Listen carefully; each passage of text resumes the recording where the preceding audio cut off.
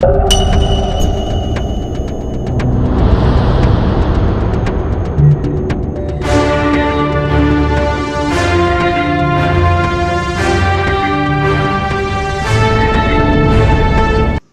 అన్నవరంగా ప్రసిద్ధి చెందిన గూడెం శ్రీ రమ సహిత సత్యనారాయణ స్వామి ఆలయంలో శనివారం జ్యేష్ఠ పౌర్ణమి సందర్భంగా ఉమ్మడి ఆదిలాబాద్ జిల్లాతో పాటు చుట్టుపక్కల జిల్లాల నుండి భారీగా భక్తులు తరలివచ్చారు. భక్తులు సత్యనారాయణ స్వామి వ్రతంతో పాటు ప్రత్యేక పూజలు నిర్వహించి మొక్కులు చెల్లించుకున్నారు.